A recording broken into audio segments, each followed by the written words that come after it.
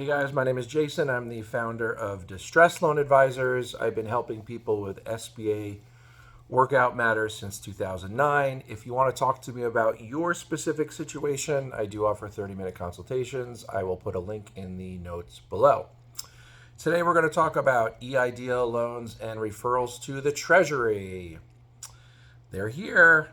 So about 2 months ago, people started getting letters. It was a 60-day letter that said you need to bring a current or contact the SBA about your EIDL loan.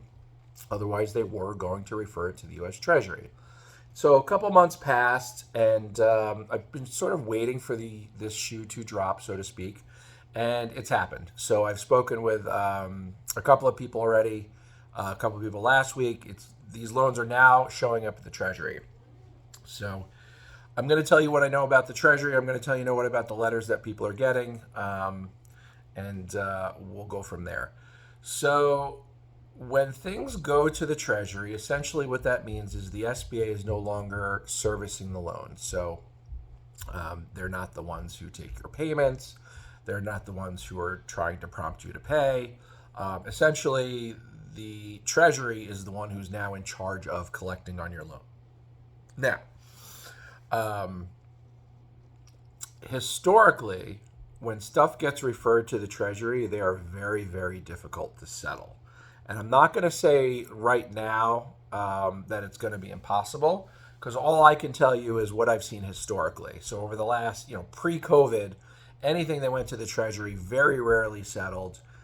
They weren't willing to offer really any sort of reasonable settlement terms. And so in most cases, people did nothing, and they just kind of hung out, and because the cheapest alternative was to do nothing.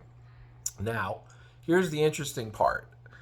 The letter that the customer that I spoke to today, it doesn't have a phone number on it. So in other words, they sent a letter and said, you owe this money.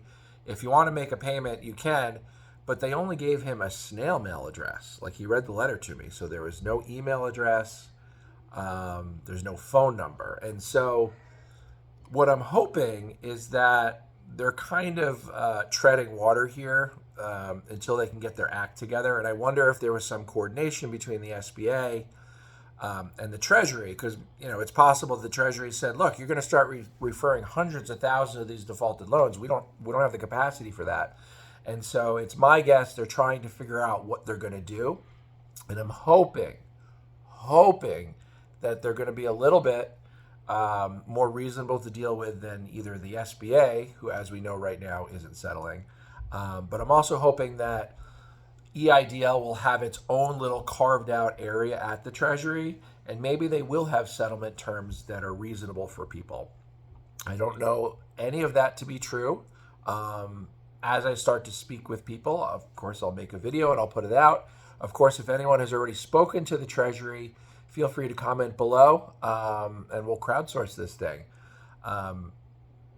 If the Treasury is not willing to do anything different than they normally do, in most cases, settlements is not going to be a realistic option.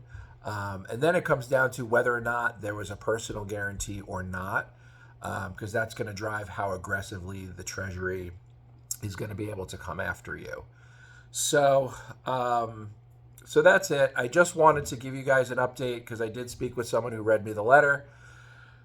There's apparently no email address and no phone number on there through which to contact them. So I don't know if they're stalling or what that's about. So I'll report back if I learn more.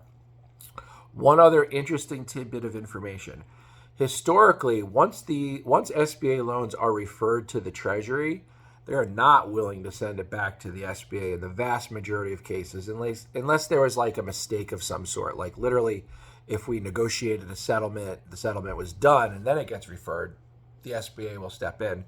But other than that, they're not willing to take it back. And because the reason is most of the time when these loans get shipped over, people see the penalties, and it's a 28% penalty that's added on top of your loan balance. People see that and they're like, oh no. And they call the SBA and say, please, SBA, let me make a payment on it. And in those cases, historically, the SBA is always like, sorry, we're done.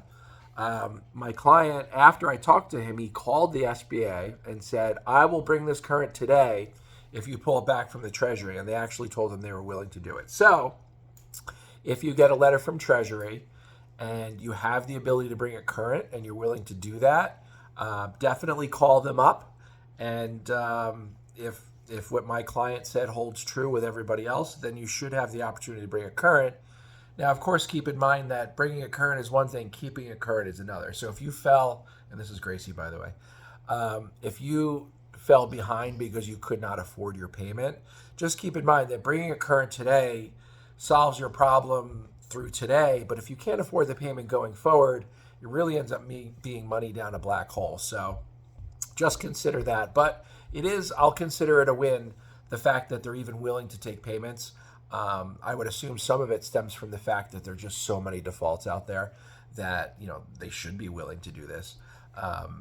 So we'll see. If anybody else has spoken with the Treasury and has any interesting insights, please feel free to comment below. Otherwise, as I talk to people, as I gather information myself, I'll report back. Thanks for checking in. I'm sure I'll see you soon on the next one.